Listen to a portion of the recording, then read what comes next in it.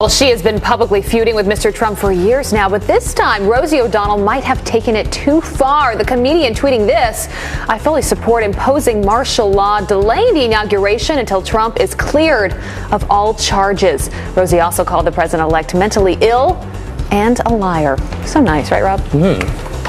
Very interesting. Among the law enforcement teams keeping the city safe will be D.C.'s National Guard. But their leader is going to be out of a job the moment that President-elect Donald Trump raises his right hand. Well, the story blew up on social media this afternoon. With 8 years under his belt as the commanding officer of D.C.'s National Guard, Major General Errol Schwartz brought experience and gravitas to the task of planning a successful inauguration. If something goes bad, it's up to the law enforcement agency to make the first move, if you will. But unlike in the years since George W. Bush first appointed him, General Schwartz will watch this inauguration conclude from home, stepping down as Donald Trump steps up to take the oath of office at noon. The timing is extremely unusual, General Schwartz told the Washington Post today, adding he would never plan to leave a mission in the middle of a battle. George Soros, front page story in the Wall Street Journal this morning that he lost $1 billion trying to basically short sell a Trump victory. Yeah, I mean, he, along with some others like Mark Cuban, basically said if Trump wins, it's the end of the world. The market is going to sell off.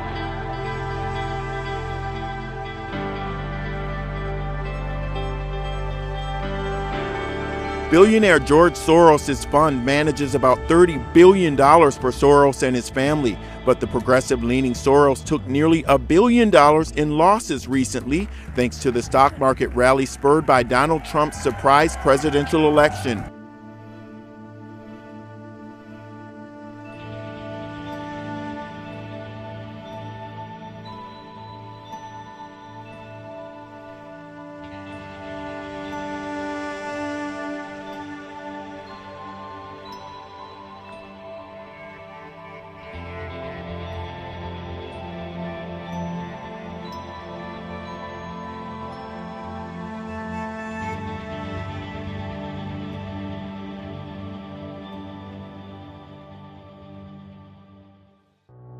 President Obama is dishing out some advice to his successor, President-elect Donald Trump, but beware the irony.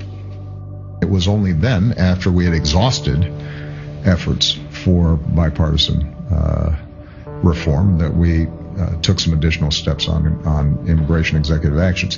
So my suggestion to the president-elect is, going through the legislative process is always better, in part because it's harder to undo. Well, advising Mr. Trump to go through the, quote, go through the legislative process sounds a little hypocritical considering you, Mr. President, have bypassed Congress by signing more than 200 executive orders using your pen and a phone.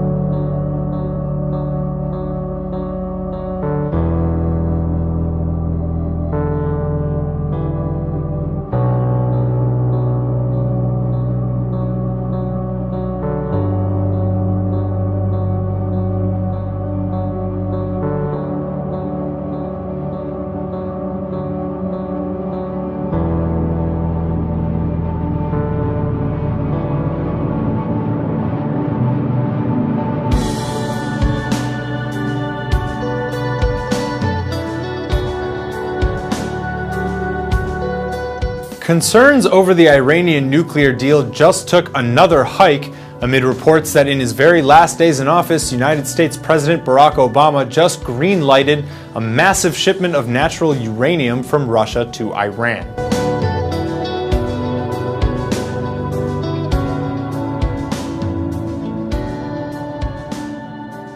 Washington said it's okay for Moscow to send the material in a barter deal to receive reaction coolant from Tehran. The United Nations Security Council still needs to approve the deal, but it's expected to do so because the 130 tons of Russian uranium is actually permitted by the 2015 Landmark Atomic Pact, and the international community is doing all that it can to keep the Islamic Republic committed to the deal.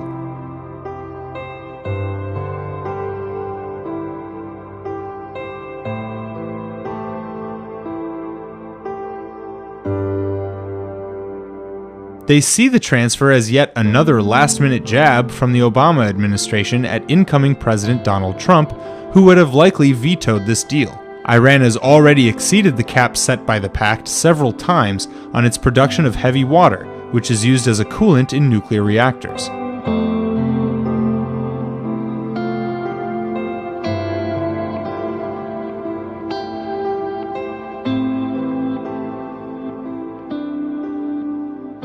The ongoing production of heavy water is tantamount to Iran blackmailing the Obama administration, because if the violations were made public, Tehran would be accused of formal noncompliance, which could then endanger the fragile pact. Israel's government and others around the world have consistently denounced the nuclear pact as a complete failure. They charge that not only has Iran gotten away with refusing inspection of key sites, but it's also working to develop ballistic missiles. The U.S. Navy says the USS Mahan fired 3 warning shots toward Iranian ships Sunday in the Strait of Hormuz. 2 Navy officials say the Mahan tried to communicate with the ships on the radio, but there was no response. The Navy destroyer fired flares, and a U.S. helicopter dropped smoke before the Mahan fired those shots. Now, the Navy says the Iranian vessels were 900 yards away from the American vessel. Sends a message within our own country to our allies in Israel. It sends a message to the United Nations and the rest of the world. Being in support of Israel, which I believe is our nation's greatest ally, has long been something of bipartisan support. As we saw with this resolution passing with over 100 Democrats in support of it, it sends a strong message that what the Obama administration has done on its way out of the office at the UN Security Council is not one that does have the support of Americans.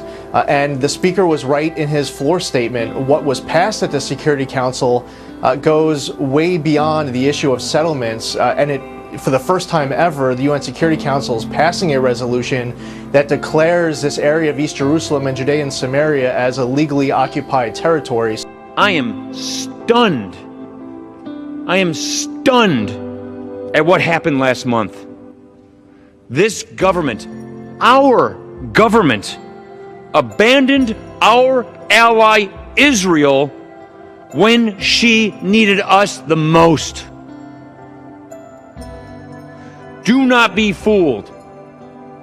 This UN Security Council resolution was not about settlements, and it certainly was not about peace. It was about one thing and one thing only: Israel's right to exist as a Jewish democratic state. These types of one-sided efforts are designed to isolate and delegitimize Israel. They do not advance peace, they make it more elusive. It is time to repair the damage done by this misguided hit job at the UN. It's time to rebuild our partnership with Israel and reaffirm our commitment to her security. Now, Syrian state television says that Israel has fired rockets at a major military airport in Syria, just west of the capital Damascus. The army says several rockets were fired from northern Israel just after midnight. The airport in Syria is a major facility used by the elite Republican Guards.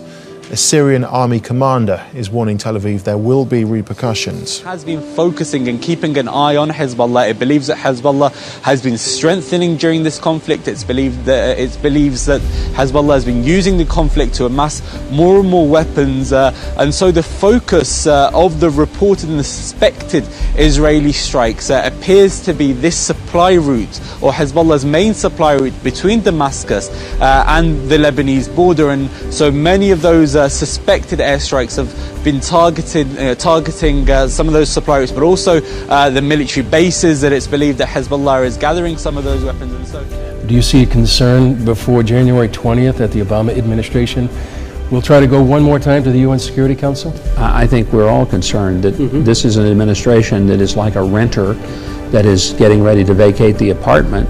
But before he does, he breaks every window, pulls the plumbing out of the walls, and punches holes in the ceiling, just to leave it as big a mess as possible for the new tenant who's coming in. That's petulant. And it's also beneath the dignity of the office of the presidency, because presidents historically don't try to make major long-term policy shifts that will encumber future administrations. And how would you describe what you believe would be the relationship between the Trump administration and Israel? There will be a new level of candor and I think willingness to discuss issues honestly, and both sides will feel that they're looking after the best interest of their countries and of their allies.